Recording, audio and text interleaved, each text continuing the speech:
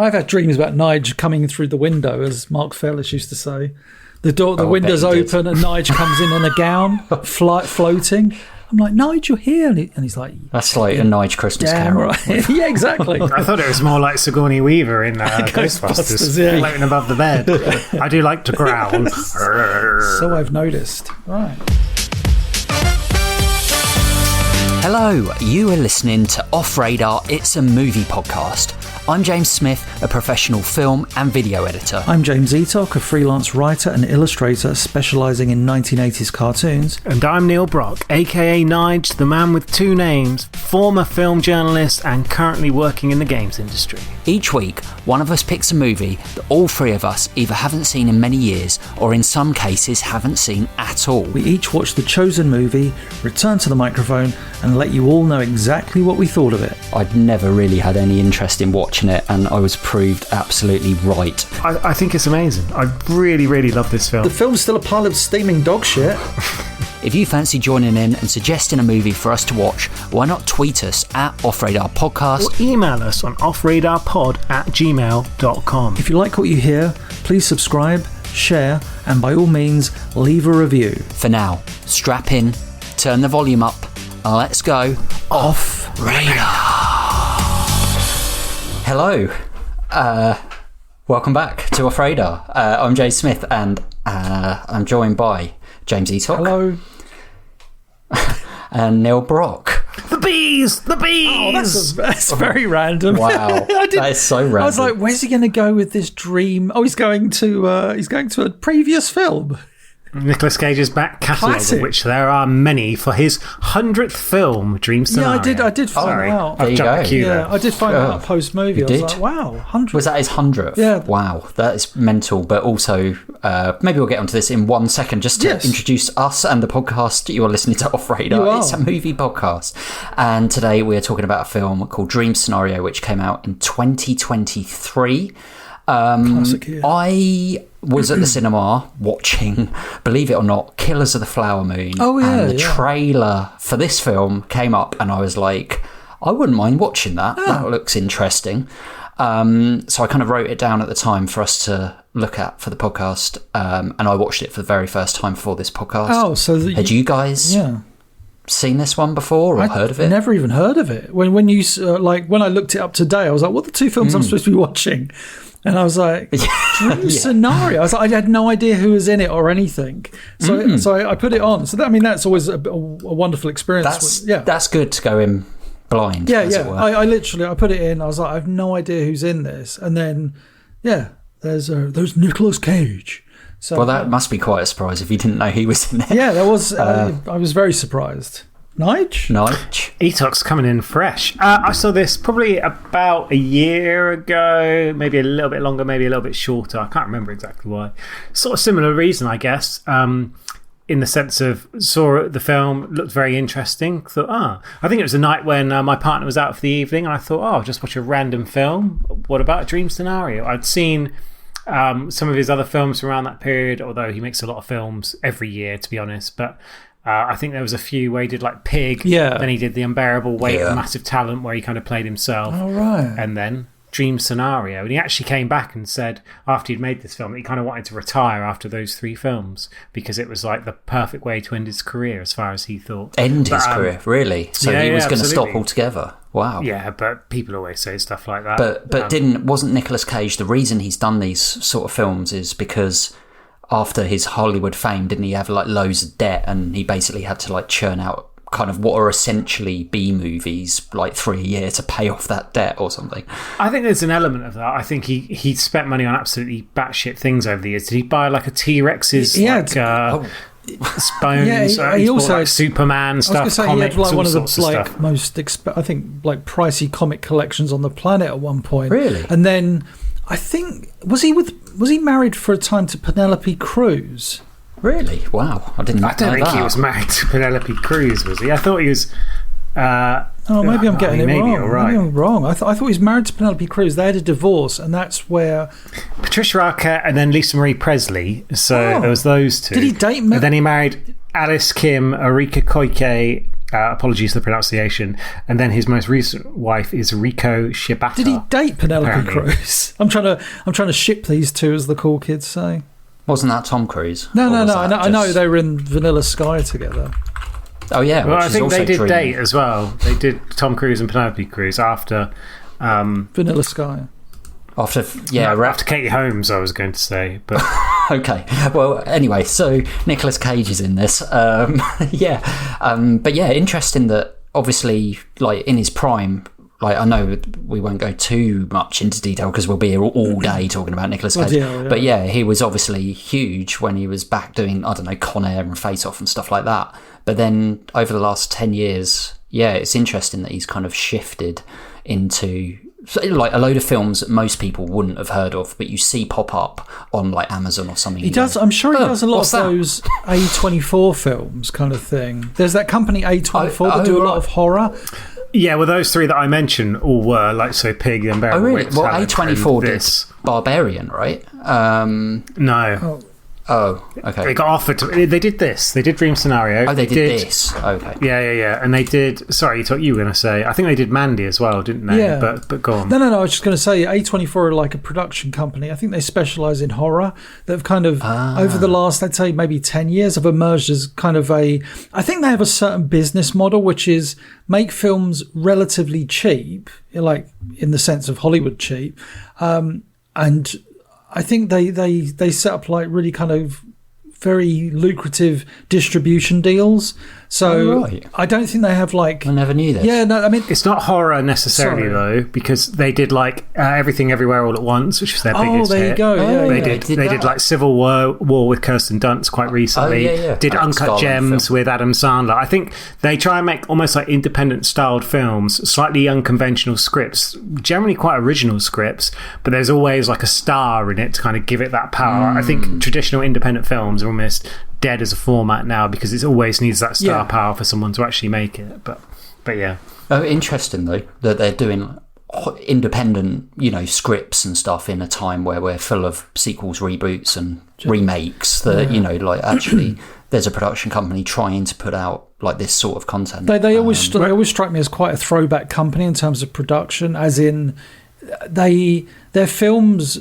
I don't know, the sense I get from A24 is they just feel like a company that they kind of could have existed in the 90s as like an indie film company whilst you had all the big names, and now they're almost like quite a prominent company because they're really one of the kind of notable big alternatives to the ridiculous corporations like I was going to say like name a bunch of companies, and then I realised, well, Disney owns them all, so it's Disney owns everything. I don't think Disney own A24 though, so.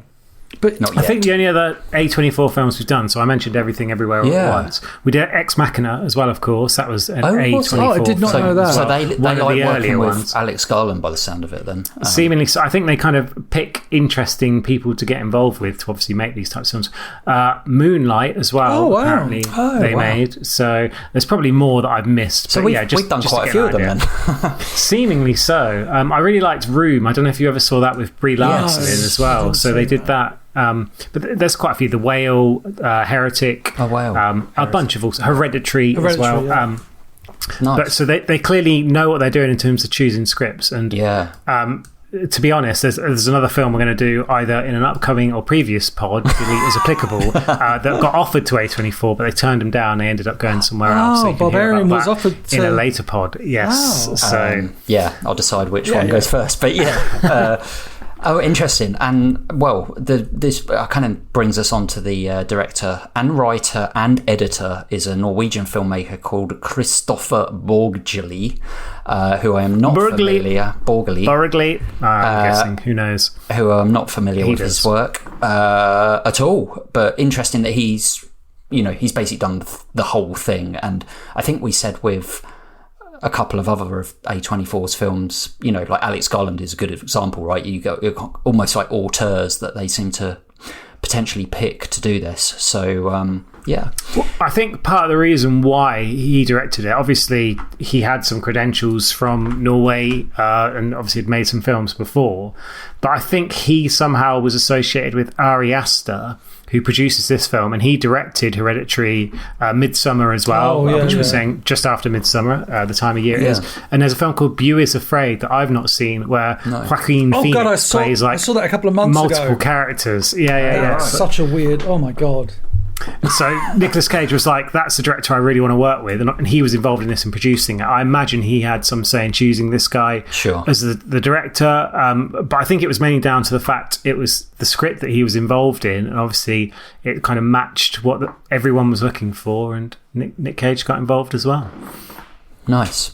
And also alongside Nick Cage, we've got Julianne Nicholson, who I wasn't familiar with, but she has been in a few things. She was in I, Tonya. She was in Al Yankovic thing that we've spoke about briefly before.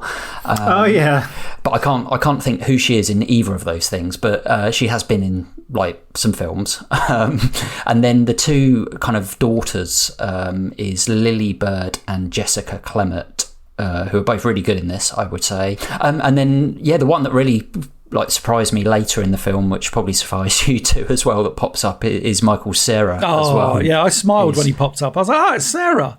He's a really good actor. He's very, very good in this. But yeah, that was quite a surprise. There's a few little bits, like little people that are kind of in it where you're like, oh, I recognise them. There's like Tim Meadows, I think, was involved with like Saturday Night Live at one point. There's another comedian who's part of that same ensemble where Michael Cera's in the scene.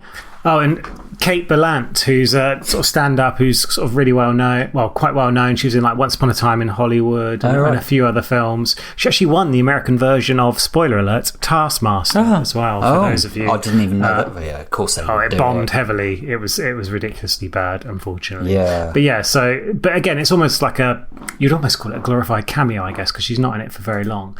But yeah, there's a few people that are kind of familiar, like Dylan Barker as well, plays like a sort of an ex-colleague and friend who invites him to a dinner party.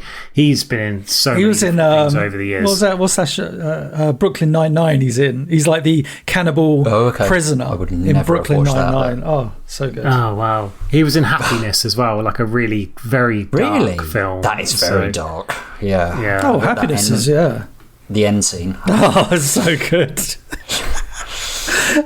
We should do Happiness at some point. You know what? I haven't seen that since, I don't know, 2007 or something. You know, I've seen it. Not one I'd watch over and over. We've seen it twice, but it's just a great film. Yes, so there's a few people in it, and interesting cast, but it is Nicolas Cage. It revolves around Nicolas Cage. He's probably in every scene. I don't know if he is, but it feels like he should be. Kind of has to be. Film. Yeah. Well, you can't escape him in this film. You cannot. We'll get to that reason why. You can. And here is my synopsis to tell you why, hopefully. Paul lives an ordinary life with his family and works as a professor at a local university. One day he realises that millions of people are seeing him appear in their dreams, often appearing passively watching on in the background. He thrives off the attention. The dreams, however, start to become dark, and many begin to experience being brutally murdered, and some by Paul himself. Will it become a dream or a nightmare? So you did that. You did that. I just nicked your bit. Where did you get that from? We've had theft on the podcast now. Actual theft that no one will know about. You're just going to edit this out, aren't you? God damn it.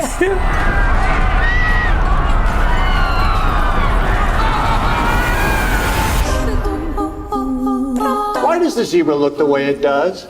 So embarrassing. Hey, focus. Is this how it went? No, it's different now. Paul, you've been on my mind recently. Yeah? Because you keep popping up in my dreams. You don't do anything, you're just there.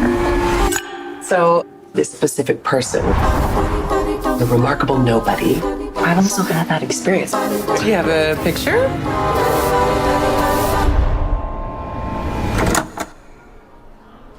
Have you been dreaming about me? Have I been dreaming about you? Yeah. This film starts with Nicolas Cage raking some leaves on a very autumnal day, and I think right from the off you kind of get this feeling as the audience it seems a little bit off. Do you guys, I guess before we get into this, did you guys know the premise of Not the film at all. Before you start? Oh, right, okay. I was completely No, I in the dark. didn't. So obviously I saw the trailer at the cinema, so I had a bit of they always show too much, don't they? Yeah, well, I'm sure in the trailer they sell you the point of like everyone's dreaming about you, kind of thing in the trailer, which I get the why they would do that, because it's a fantastic premise.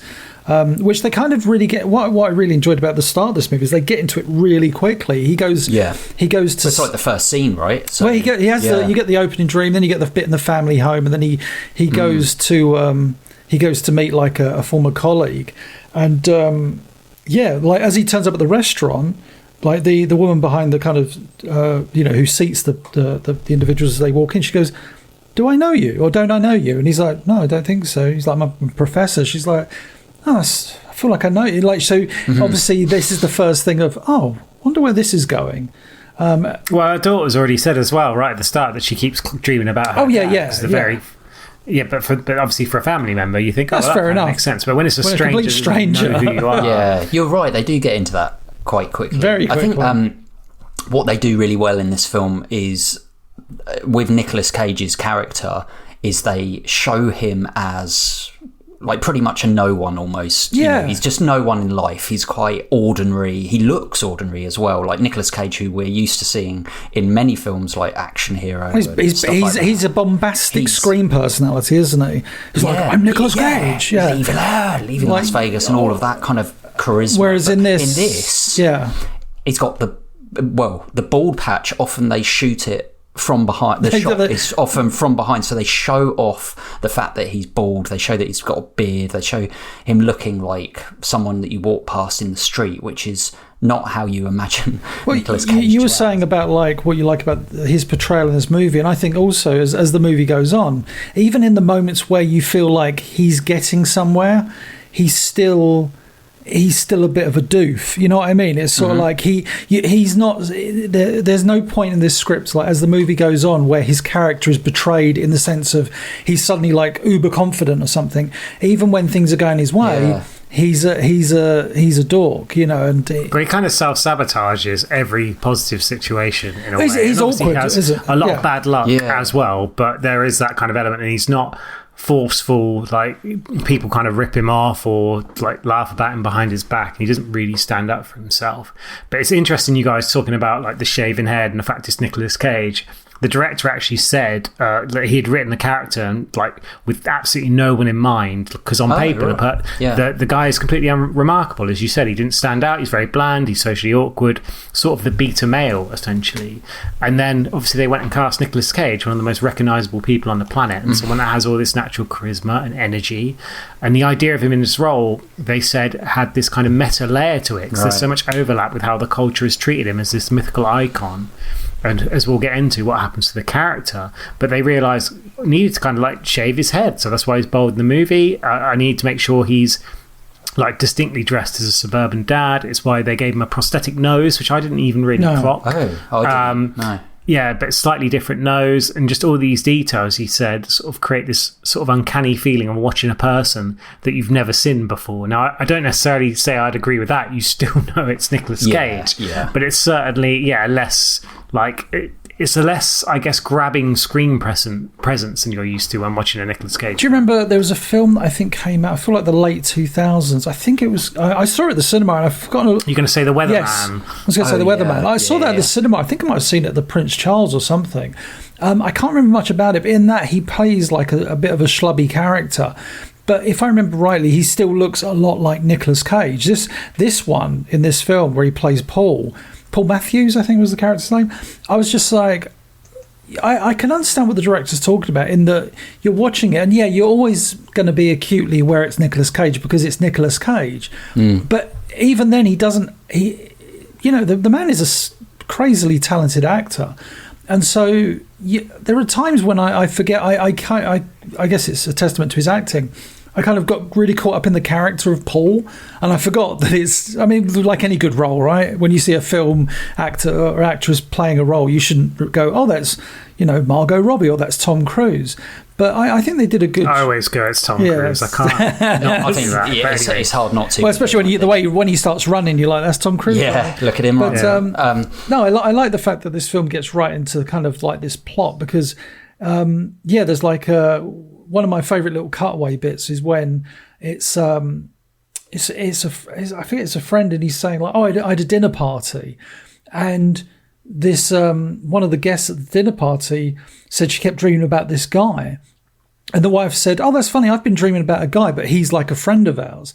And then the wife shows the phone to the guest at the dinner party, and they get the guest. It's all done like with no audio. Yeah, it goes from like there being audio and them discussing it to suddenly like, oh my God. And it's really kind of like, sound. oh my God. And she looks, and you see her mouth the words like, that's him. So at this point, you're like, wait a minute. So people have started all dreaming. Or, I mean, even then, it's not even in the millions. It's just, a few people here and there. And yeah, it's... People at the uni start to, don't they? And that's they where... kind of discuss it with the professor. It's almost the next day after this. Yeah. I think that scene's is brilliant. So it kind of the way it sets up him as the professor is really good because he walks in, no one's listening, blah, blah, blah. But actually, once you realise that they are dreaming about him, he becomes almost like this mini celebrity. Calm down. Thank you. Who's really here for the lecture on kin selection? Show of hands. Okay, the rest of you, I'll give you 5 minutes before I start the lecture, okay? Ask me anything. Yes, you.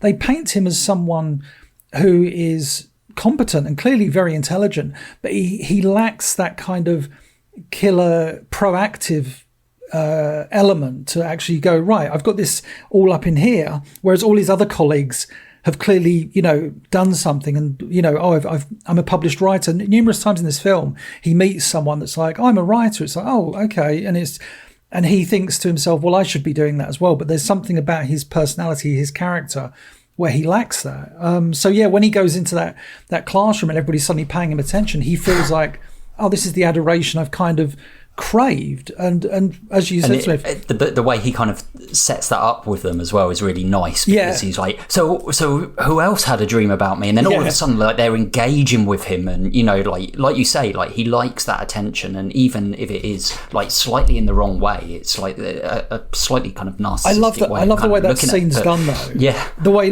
he goes, tell me about your dream, and someone tells him the dream. He's like, okay, and you get the visuals as well. To me, it seemed like very obvious that it was a kind of comment on someone going viral. Of course. Basically, what he's done in that instance. Suddenly he's viral, and then comes the trappings with that in the sense of the publicity, and then the failings, which we'll get to a bit further on. Prior to that classroom scene, he actually does the Zoom call first. He does like a Zoom call, and then he goes into class the following day, and everybody's like, Ray, giving him a round of applause, and he's like, oh. Well, he kind of realises, because the dinner party friend, although they're not really friends, gives him a call and basically tells him the story that we were discussing, and then he kind of faints because the realisation, because he'd kind of heard from a few people, like, oh yeah, I think I was like dreamt about you. There's like an old flame comes up to him outside the theatre and says something similar, and you kind of see the dynamic with him and his partner as well, where she's not dreaming about him, but you can tell their marriage isn't necessarily awful, it's but not it's subtle, not exactly. That, is it? But it's quite obvious, like everybody's dreaming about him, including his own daughter, but his wife. And I think he even says a line like,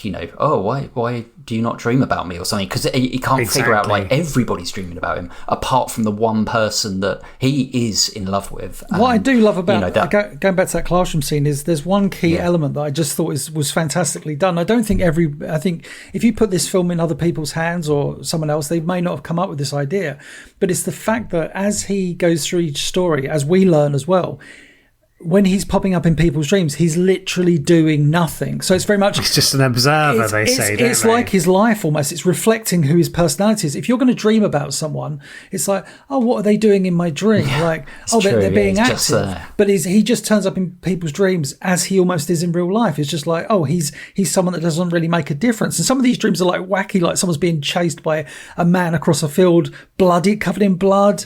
I'm in this forest, wandering around, eating these strange mushrooms, and I'm in like a full tuxedo for some reason.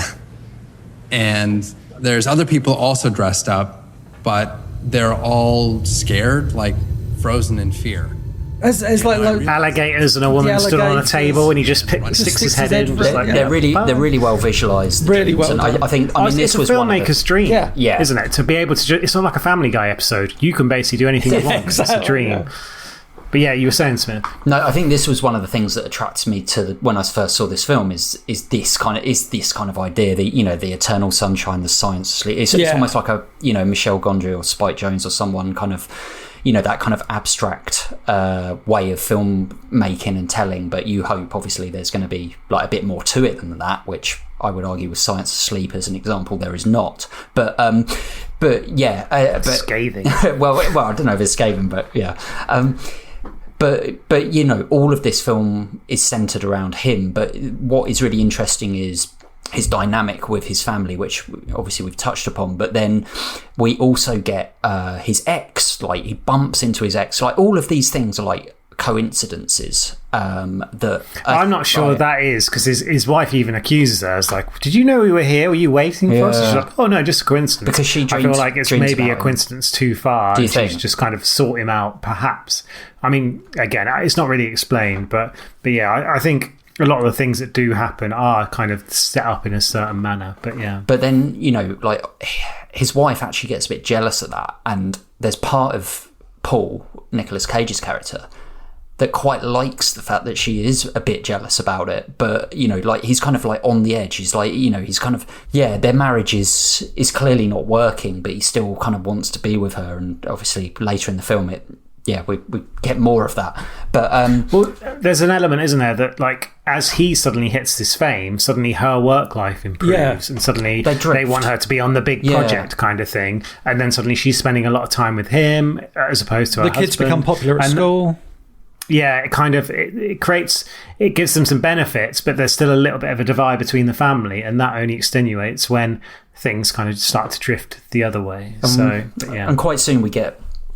which was really, I really enjoyed this scene. So what we said, Michael Cera is in the film where he goes to this agency, and the agency are called Thoughts. And on the wall is just. I just pictured Smith like in one of these meetings, like with it's just Gen Z all over. Hi James, we're going to talk about this, and Smith's sitting there going, I want to see this edit Sizzle, Rizzle, and K Dizzle. Yeah. Well, we're just so excited to have you here. Oh yeah, we're really fired up. It's probably really overwhelming, right, to walk into a room like this. It's like, who are these people? What am I doing here? Maybe we should back up and just talk about what we do. Yeah. So we started Thoughts earlier this year, so we're a pretty new agency, and we focus mostly online. Yeah, how can we take advantage of the ultimate viral movement, basically, that people have no choice about? And so they pitch like, if we have you back with a Sprite can, hopefully people start dreaming about Sprite cans, which is a little bit foreshadowing what happens later on. This young girl who dreams about him, and it's very obvious that she is like had not the same dream as other people, which is really that's the first dream. That's the first moment where you're like, because at this point I wrote in my notes, everybody's having the same dream, and then he's in the lift with her, and she says like, this is kind of weird for me, I'm like starstruck, and she says like, I've been dreaming about you, and he went, I do hope I've been behaving myself, and she was like, not at all, or something. And he goes, sort of like, and you think, are they going to revisit this, or is this just a one-off comment? And then as the movie progresses, they do revisit this scenario. But going back to what you were saying about the Michael Cera meeting, what I love about that meeting, though, is it would be so easy to overplay those characters, but they don't. As in, Michael Cera comes across as a very believable person that works in that kind of thing. It's not too caricature, is it? Yeah, it could easily go No, exactly. You could think Nathan Barley. Think about that. Like, I love Nathan Barley, the series, but you can look back on that and go, I mean, they're exaggerated for comedic effect. I think in this, Michael Cera's guy, like, it's almost like you could see it in a meeting room anywhere, happening. Like, and the same with the other characters. Like, okay, we could do that, but it's just I think anyone who's ever been in a meeting will be familiar with that sort of thing. But it's well played, and it's really well done. And Cage offsets that kind of cringe really well, even though his character is a little bit cringe at times, which we're definitely to now when he goes back to the what's her name, Molly sort of takes him out for a drink. Molly invites him for a drink, and it's kind of you're like, oh, it's kind of cute at first. It's like, oh, she's kind of like into him because she's dreamt about him. It's also very awkward. Even it's at that point, before we get up to the apartment, it's awkward, isn't it? Because he's older and like she's kind of. Oh, well, he's like, check please, straight away when she tells her, and she's like, what? Yeah. She doesn't get the gag. Like, the generational gap is outrageous, and he's talking to her about like zebras and all his research, and her eyes are practically rolling into the back of her head. But she's like, this is my one opportunity to kind of relive. Well, yeah, because the dream for her is an absolute fantasy about him kind of creeping towards her in her like flat, and then her basically saying, I'm so wet, and he sticks his hand down there, kisses her, and the rest is history kind of thing, which is slightly perverse and slightly crazy, but she's very into it. Can the real man live up to the fantasy, though? I think that is the big question. That is the I think this scene is really good in that fact, because actually it'd be quite... I just... I'm laughing. Perp.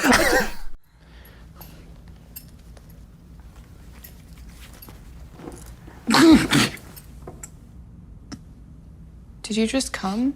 And like Molly as well is like brilliant. Like the actress, I recognised her from like Unbreakable Kimmy Schmidt. Like she was in that. She's been in a few other things. Apparently she's in like Smile too. I don't know if you've heard of Smile, that big like new horror series. One. Yeah. So she's got comedy chops, but she plays it so unbelievably straight.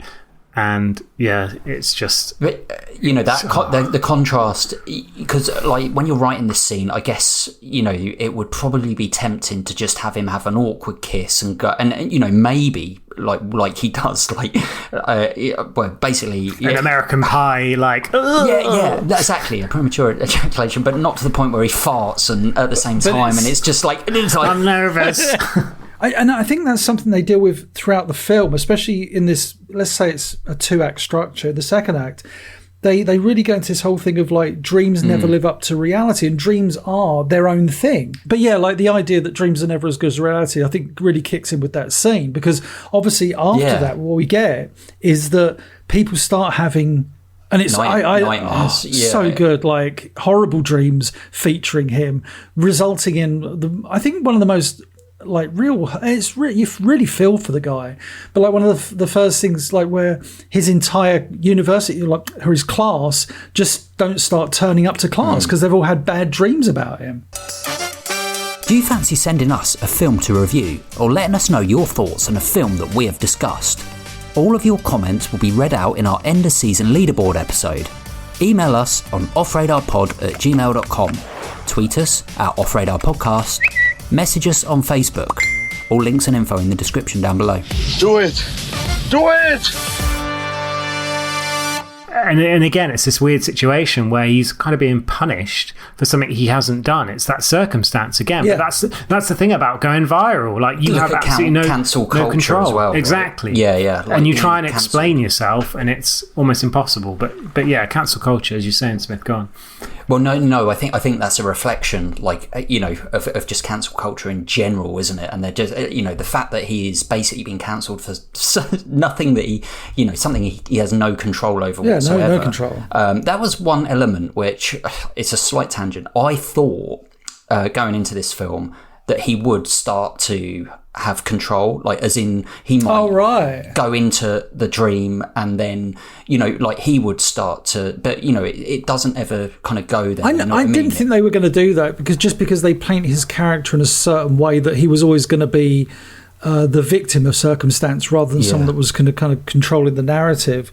But that I'm sure I was going to say there's another scene to talk about, like when people start having bad dreams, where he finally gets to go to one of his kind of peers' dinner parties, and like none of the other guests have turned up, and it's weird, and his wife is acting really strange, and it turns out she had a dream. Well, you see little flashes of it where she had a dream that Paul was strangling her in the dream, and so like he and his wife are asked to leave. They're like, my wife's not feeling well, and he's just like, oh right, what's wrong? And then it's just like, no, she had a dream about you need to leave. He's understandably, Nicolas Cage is like, well, Paul is like, well, why? You know, there's food here and my wife's here. It's just like, no, you need to leave. Why do you think no one else turned up? And it's like, this poor guy, he's done nothing wrong. And it just and then there's like the, what do you call it, like what would be the term for it? Like, there's a meeting at the gym with all the students who've had bad dreams Yes. about Paul, and he turns and they're like, Yeah, it's like a therapist. Like, try and face yeah. your fears Yeah. of what your teacher is. And it's like he walks into the room and they start off by showing a picture of him being like, this is not a bad man, it's just dreams. And then he comes in the room and one of them just storms out and the rest quickly follow him. Yeah. Before too long, he stood outside the car park and someone's like painted loser across the side of his car. Very Partridge-esque as well. Yeah. Like from the Cockpiss Partridge stuff. So it reminded me of that. But also the fact that, he's obviously up until this point craved that attention. It's really interesting that the way they now play with it with him is he's getting the attention, but he's getting it in the wrong way. He doesn't want this. Yeah, exactly. He doesn't want it, and it's like I guess it's a look at fame and celebrity in a way, but yeah, the fact that now he doesn't want this anymore and he's stuck with it, like literally. They say to him, like, I forget who says to him about like doing an apology video. And he's like, what have I got to apologise for? And then he does what is, you guys are familiar with YouTube, but one of the kind of tropes of YouTube is that every once in a while some big content creator screws up, like does something really bloody awful, and then does what they call like as an apology video where it's like, oh, I'm very sorry for what happened. And usually it's like, you're not sorry at all, you're sorry. I've learned a lot from this, that kind of thing. And 9 times out of 10 they haven't learned anything, and all they're worried just about trying to is protect their brand. We've seen it with like Logan Paul and numerous other YouTubers where they do an apology video like it seems like every other year. It's not genuine. Yeah. And it's not genuine. His one I think is genuine, but I think it's because he plays it really genuinely, doesn't he? Like, but I think the problem is in this day and age, if you go on the internet and you're genuine, people are like, oh, what a fucking, look at him. He's cynical. He's playing the victim, and it's like, well, he kind of is the victim. This is the thing. Yeah, he's just trying to be honest, and even his kids are like, oh, Dad, you should have done that kind of thing. And then his wife is like, it basically all starts to fall down. Well, that's when we get like this amazing like sudden change in the film, which I that really caught me off guard, where it became, I thought for a moment, like an episode of Black Mirror, where it just suddenly it cuts to this was it Norio, and it's like it's like an advert on TV. Oh, that's right at the end, isn't it? I'd say it's like there's one scene just before we get there that I wanted to. There's a scene where he hunts himself, which I thought one of the dreams. Dream, well, that's before he does the apology, because he finally gets to experience what everyone's getting. But I thought that was really well done because like he's dreaming about himself as him. It's really meta. It's like quite hard to get your head around, but that's really done. Like the visuals of the dreams, like I in general, are excellent. However, I did think they could even have gone further at times, which sounds weird to say. Like, I get it. Well, you're unrestricted, aren't you? Yeah. So I think and there's a little bit of that in one of them. A bit more. Like the one where the guy's like eating a mushroom and running across the field in the tuxedo. That's a bit out there. And then there's one towards the end where like lots of buildings are on fire and stuff like that, and you think, oh yeah, okay, they've kind of gone there. And you wondered whether or not they debated like using a filter or a different type of colour scheme for the dreams, but then you lose that shock of, especially with the one where he's being hunted, is this really happening? And then all of a sudden you realise, oh no, it's him hunting himself, of course it's a dream. And I think that's a clever kind of reveal almost. Yes, here's one thing, like I know like I'm kind of, I've many discussions about this kind of thing and why I think it scares me, and it's the destruction of creativity as we see it.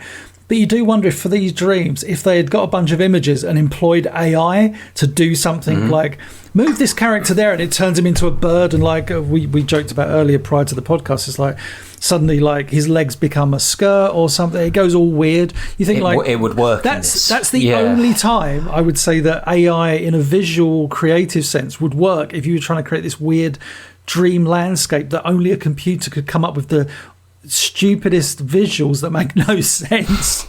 But I still think they did a good job, although I understand your points. But yeah, you're right in a way, Nige, that a lot of the dreams start very real. So as a viewer, you're like, oh, is this a dream? Is this not a dream? Like the one where he's hunting himself, or even the one right at the beginning. That the only reason you think that that's a dream is because of probably the soundtrack or something and the slow-mo, that you feel like, oh, something's not quite right with this.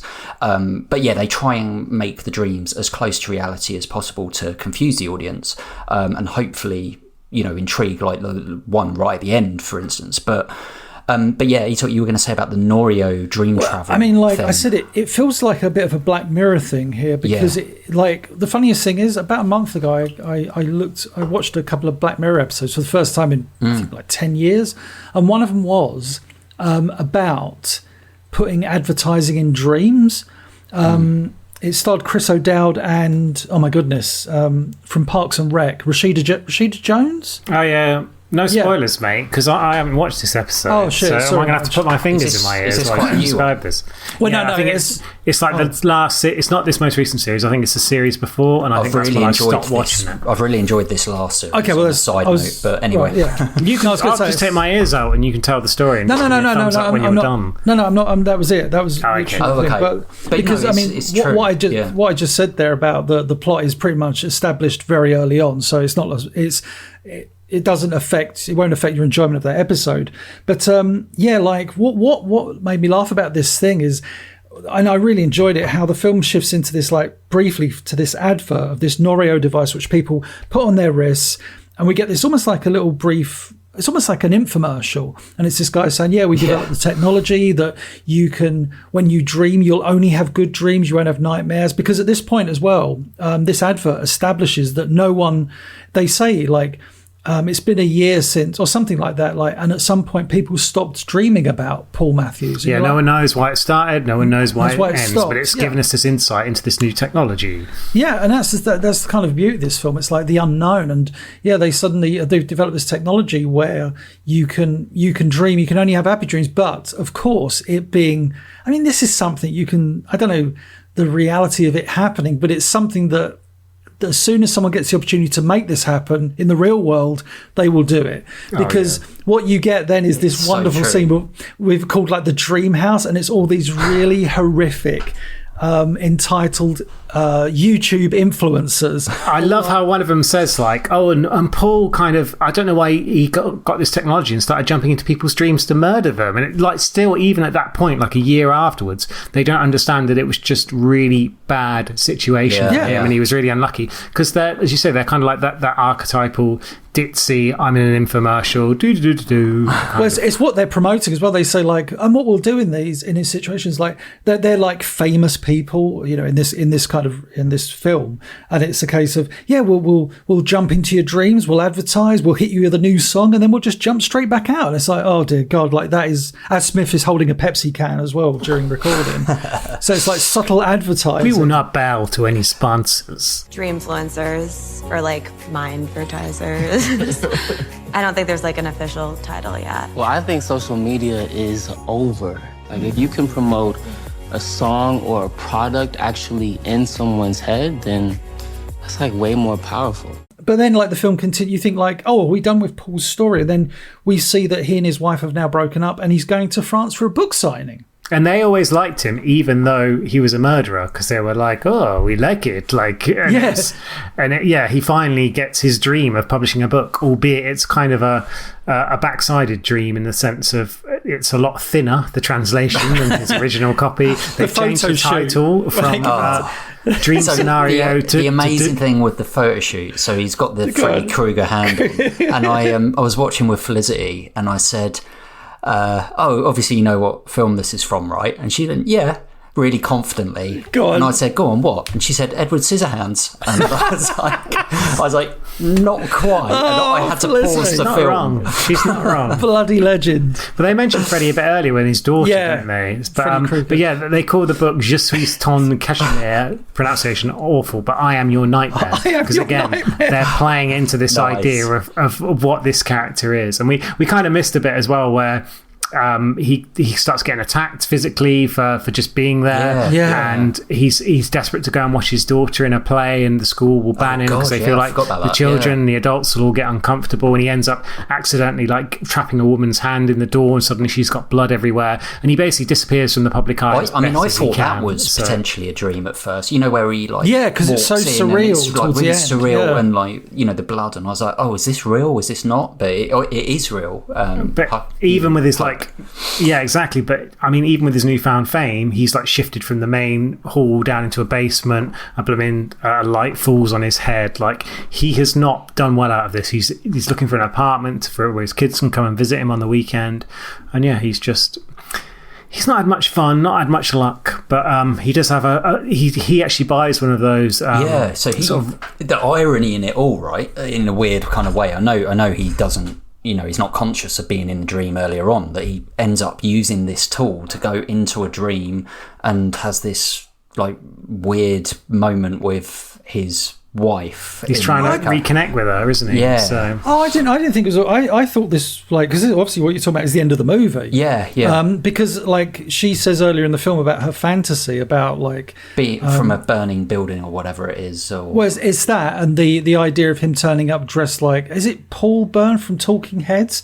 Is it Paul? He's got the massive suit. The massive suit, because you've seen like there's that. I forget. There is some Talking Heads in the actual soundtrack as well. Well, the final song is definitely a Talking Heads song, I'm sure. But the her fantasy is like, you turning up in the Talking Heads, like the oversized suit, because that's that famous. I mean, I remember seeing it as a kid, like the famous concert where he's wearing a suit, and the longer the concert goes on, the bigger the suit gets. It's like an amazing visual, because the whole point is it was all to do with like ego and stuff. So the film, like the concert ends with like him wearing this huge suit, but he's got this tiny head. So it's like a really wicked visual. If you ever look at it, I forget what stop making. I forget what the name of the show was called, but anyway, it was like from the like 85, 86. Yeah. And I think it was Paul Byrne is the lead singer of Talking Heads, or because there's John Byrne, but that's a comic artist. But anyway, so like the end sequence, is like he has the ability. He wears this Norio device, and he's training himself because he's listening to this, YouTuber or whatever say, here's how you jump into other people's dreams, and it's like, oh right, okay, so that is one of the uses of this device. And he goes into her dream, and they have like this really kind of beautiful moment. And his last line is something like, I wish this was real. And it's just like, it's so... He kind of floats off, But the thing, I think the little key there is, and I think it leaves you with hope in your heart, is that it's her dream, right? Because that's what he says. He goes into her dream. And so he's he's in her dream, because so like she's having like her fantasy dream, he's going into it, and like the last shot is her trying to reach for him, and it's like, so maybe in her dream she's still longing for him, and so maybe there is some down the road some sort of reconciliation. It does. I thought that ending nice, was beautiful. and the music's amazing at that point as well. It's to say the music overall we haven't really spoken about, but it's excellent. A lot of the time it's got that kind of independent sort of plinky plonky kind of feel for a lot of the film. A few times it reminded me of Punch Drunk Love, like in very few places, not a lot, a little surrealist, just a few places. Well, it's sort of a bit like adaptation as well, isn't it, that Nicolas Cage is in? It's kind of got that kind of strange style, and it's interesting in that sense. You're scaring me, Paul. I'm going to have nightmares. I wish I was the one people were dreaming about. Me too. No, it's something. How's he dealing with all this? We're not even the type of people that like attention, Do you think other people are seeing you naked? Maybe thousands. I hope I'm behaving in your dreams. Oh, no, you're not. So I'm finally cool, huh? I didn't say that. You hear that, Janet? She's saying I'm a cool dad. So trivia on this film, Nige. Yes, there's a little bit of trivia about this. Probably. Well, we mentioned it was his 100th film, which is always nice. I think it was his 6th film of 2023 as well, which shows how prolific he's been in recent years. Some stuff that, like you mentioned about David Byrne and Talking Heads, so that was a good link. But something else that I didn't notice at the time as well, and I only sort of saw afterwards, and you kind of get a half visual of it. His daughter's dressed up as a bunny, so the play that he tries to get into is actually Alice in Wonderland, which of course is famous for being about a dream as well. So that was quite a nice nod towards that. Something that I found really interesting, the main plot resembles a supposedly real event that happened and was compiled in the website Ever Dream This Man, created by an Italian man called Andrea Natella. Not Nutella, I should hasten to add. According to him, more than 3,000 people dreamed of the same man once, and then again for years. So it's like, I had a dream about this man, and then kept having this dream about this man. With the first case registered in New York City in 2006, this website offered all these diverse explanations, but none were definitive or proven to be true. And then in 2009, it went viral. So like everyone was talking about it. It was a big thing on the internet. Then finally, it was exposed that it was all a hoax and guerrilla marketing by Nutella, who worked as an advertiser in his agency. He admitted he made up the whole story to explore how urban legends and collective myths are created and spread. And also he did quite well for his agency. So... And then the director was inspired to write the film after researching Carl Gustav Jung's theories of the unconscious. Whilst he found his ideas aesthetically stimulating, he believes they are basically useless and nonsensical as scientific or psychological guides, which they kind of try and sort of touch on in this, that the dreams are meaningless, even though Paul is going to people's dreams and doing sexy time, then not really paying that off, or murdering people. It doesn't really mean anything. So... Nicolas Cage, apparently, and he does this for nearly all of his roles. Obviously, they mentioned that he would have a shaved head, but he does all his own hairdos for films. Must have, I'd be interested about the Con Air one, where he's like, I need like a mullet and all this kind of stuff. But for this one, he came up with his own hairdos. So obviously, he was a bit shaved, but had all the craziness going on around it as well. And he also added something else to the script. One bit we didn't mention is when... he first kind of starts seeping into people's dreams and gets a little bit famous. He's on TV. There's actually a stalker comes into his house and tries to like stab him. That's having like a manic episode, and he added that because it was based on a real life incident that he encountered. Wow. Bloody hell. So that must have been a bit terrifying. Jesus. The film was really well received. I guess we'll go into how well we received it ourselves. It got nominated for a few awards, and he actually got nominated for a Golden Globe for it, which is like the step down from the Oscars. Oscars still but sadly, he didn't win. He lost to in 2003. Any guesses? Robin Williams. Robin Williams, yeah. Sorry, 2023, yeah. Yeah, not 2003. No. I can't even think. Although he did also get nominated in 2003, I believe, for adaptation, maybe. I need to look amazing. Hugh Jackman for Deadpool. I don't know. I have no idea. It was actually Paul Giamatti for The Holdovers. Which is a Christmas film. Which I really enjoyed, yeah. Maybe we'll do it as a Christmas film at some point in the future. Maybe we will. And then to finish, a couple of Coppola-related bits of trivia. So, apparently Nicolas Cage, while shooting it in Toronto, his cousin, Sofia Coppola, very famous, obviously, of course, was there shooting Priscilla, which was released in 2023. And he's also his uncle, a little-known chap called Francis Ford Coppola, was shooting Megalopolis. Still haven't seen that. Yeah, nearby in Atlanta. And the three talked about each of their movies and gave each other feedback, to which they said, your two will bomb, Nicolas Cage is a hero. And then the final bit of Coppola trivia, when they're doing that little dinner party, as you mentioned, there's a gentleman there, I believe the husband of the woman that's kind of seen him in the dreams. Yeah. And they're like, oh, it looks a bit like you. And they all have a good chuckle. That dude, Yeah, that's actually Nicolas Cage's older brother. Oh, is it really? Mark Coppola. So there you go. Crazy. So they were like, oh, we'll get a guy who looks a bit like him. So there you go. There's Nige's trivia. Nige's trivia. Lovely. Beautifully done. Nige's trivia. Who wants to kick this one off? Etok, you want to go? Or shall I? No, you go, Smith. I'll come in next. Okay, so I recommended this. On paper, I think this film is right up my street. Like this kind of like surrealist sort of thing, but independent of feel, even if it's not, I know it's got a studio behind it, but it's not like a massive, big studio, Hollywood studio. And yeah, I was really interested with it. I would say my enjoyment of the film, for most of the film, I really enjoyed this film. I think Nicolas Cage is superb in it. Like you said, like you kind of forget that it's him, which is bizarre. Because I never forget it's Nicolas Cage in any film, even when it's like toned down. I think he's a brilliant actor, but I always just see him as Nicolas Cage. But I do think like they do a really good job of having him as him. I love the idea. I love the fact, like, it kind of plays with your emotions. They did well with grounding it with the fact that they, with the family and like giving the film some heart. And I think often a criticism of these sort of films is, they can sometimes just be a load of styly bits around some stuff, and then you go, oh well, that was kind of fun to watch, but did I really care enough? And I think you do generally. I think my main criticism is when it gets, unlike what you said, Etok, when it gets to the kind of Norio part, I feel like this film does lose its way a little bit, and I'm not quite sure why. I just feel like the investment in these characters as kind of like the gear shift into this dream travel thing, it felt like a bit of a different kind of thing to me. I thought it would have been kind of cleverer to have him participate in the dream, or, you know, if you want to take it another gear, and it does need that extra gear in that final act, like, you know, like involve him in like something to do with the dreams, or something like where he goes into his wife's dream or something like that. But I don't know if it needed this whole advert thing and the Black Mirror you know, it's a great comparison. Yeah, it does. Yeah, and I just think that this final 30 minutes doesn't quite stick the landing for me. I like the end scene, and I like how it kind of brings it back to that, and it's a clever way of doing it, but I feel like the writer maybe didn't know quite where they were going with the film, and just kind of like continued writing some fun stuff.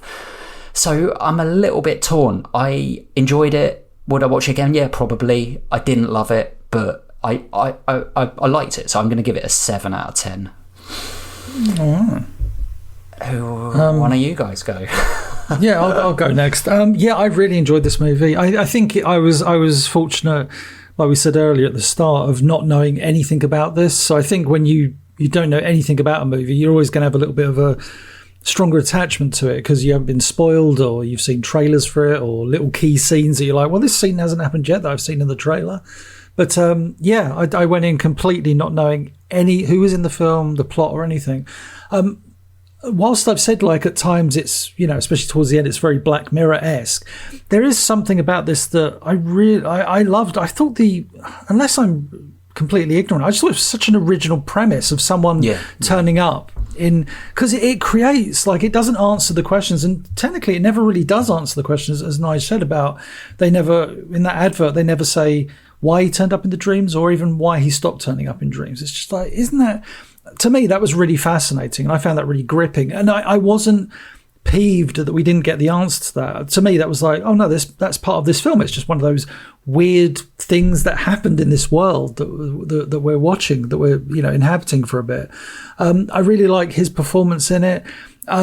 If I had a criticism like you, Smith, I think it would be, I get what you're saying about the ending. I think it was only the last 20 minutes it does the Norio thing. Yeah. I think it's, because it felt like it jumped into that, and then the film was over before you knew it. Yeah, it's very quick when it goes. Yeah, it's sort of like, it does that Norio thing, almost like, if it was, it's almost like, a really tiny little section of the movie, but it is a very odd change in pace, because up until that point, whilst it isn't explained, it is kind of explainable. It's some weird dreams that people are having. Then you get into the technology futuristic aspect, and it's like, well, now, you know, now where are we? Now we're able to, you know, control dreams. It's like that lost me a little bit. But at the same time, I was saying about a criticism, I think, like, I would have liked to see a little bit more from his family. The daughters, like, we've praised the performances of, like, the wife and the daughters, but I wish we'd seen more of, like, maybe one of the daughters at their school, like, maybe at one point becoming because we saw the wife at her workplace receiving kind of a bit of a foot up. It's like, you know, her husband's becoming famous, so now she's getting more opportunities. Likewise, I would like to have seen the daughters kind of them reaping the benefits, and then thus also, you know, getting the hard end of the stick when it all starts falling apart. But no, I really loved this movie a lot. Like, his character was great. Smith, you said the word, like, it had a lot of heart, and I think a film like this, again, in the hands of other directors, I think you can have a film without like this, but without any heart, and it just comes across as like, oh, it's a weird kind of psychological dream film. But I thought it was, and you know, as much of a loser as his character was, I think the chemistry with his wife was really good. I think it kind of brought that, it grounded it in reality, which kind of, I think, gave it that heart. So I really enjoyed it. And like I say, I know it's, you know, there's a term in wrestling I was going to use, and I've completely forgotten what it was. Send them home happy. And it's that thing of, like, the last event should be what people want to see. And I think with this film, it does that. Like, it's you know, will there be a reconciliation between he and his wife? Quite possibly. And it's that unknown. You don't need, you know, we don't need to see a sequel or anything like that. But that ending really kind of worked for me, and I really, really loved it. So I'd probably knock a point and a bit off for the, like I say, for the lack of other characters being in it, especially like mainly his family. But yeah, I really enjoyed this film, so I'm going to do a point. So I'm going to do an 8.5. Oh, nice. Oh, big. Never heard of it. 8.5. Very good. Nige, where are you at? Is there going to be a twist? A Nige twist? A nice twist. So I'm the only one that's had the opportunity to see this film twice. Yeah, that is out interesting. of all of us. So yeah, I think for me, I share a lot of the points you guys have made. I think the idea, the concept is absolutely brilliant. I think it gave them so much opportunity, as I mentioned. They've got a really kind of interesting actor for the lead, and they've tried to do it understated. I think while it's really interesting, there's a lot of things that don't necessarily quite work in terms of the development, as you say, development of other characters. The story kind of occasionally hits a high, or there's a line that really works. But a lot of the other bits of the story, I feel like it's almost getting from one point to another. I feel like the whole like comparison with like viral modern day life is not subtle at all in the slightest, which I guess, yeah, it's not trying to be, but there's something about that. Certainly the first time I watched it, that kind of annoyed me a little bit, but maybe that was just me watching it in a bad mood. Who knows? Because I think I enjoyed it more the second time I watched it. Let's put it that way. I do feel like there's like they could have done more with like his spiral in terms of how things go badly wrong. It almost feels like they tried not to go too far beyond like the realms of believability or whatever, but I feel like there was almost like missed opportunities from not doing so. I would have liked to have seen more engagement, as you said, Etop, with some of the other characters, like with his principal, for instance, maybe with some of the students, maybe. But then he's the sort of character that doesn't generally have that much impact on people's lives, and he is a bit of an observer, and he is kind of passing through, so you can kind of understand the mentality of why they didn't do that. I mean, it's not over long either. It's quite a short film. I think it's an hour and a half, hour 40 minutes. If that. Yeah, it kind of fits in that kind of structure. But yeah, it's kind of memorable for the concept, I would say, rather than the film, which maybe doesn't make that much sense. I think there's sort of elements that kind of get forgotten. Although, yeah, that scene with Molly, that's one of the peaks. It absolutely nails it just because it's funny, it's awkward, it's really well acted. And I think Cage is really good in this. But yeah, for me, it's a film that I would recommend people go and see. It's not necessarily a film I'd go back and watch, although I have because I had to do it for this podcast. So for me, I'm pretty similar to Smith in that I'd say it's a 7 out of 10. So it's a good film. It's not a great film, but it's definitely an interesting film. And what did you give it on the first watch? Because you always write down what you get. Yeah, you do your IMDb. Yeah, so I gave it a 6 the first time I watched it. I thought, oh yeah, it's fine, but it's not great. And I watched it again with that kind of the ability to kind of know what's going to happen. And yeah, I think I enjoyed it a little bit more. And well, that's good. So yeah, that's where we are. 7.7. What did you think? 8.5. What did you think? What did you think? Or did this? I don't know. Was it a dreamy film for you? Did it put you to sleep, or did it wake you up? Did you wake up with messy sheets? Yeah, was it a wet dream or a... Oh, Smith, you went there. He's only got email us on offradarpod@gmail.com, tweet us at offradarpodcast. Go check us out on YouTube. You can watch plenty of our shorts and listen to full episodes, and we'll speak to you next time on Off Radar.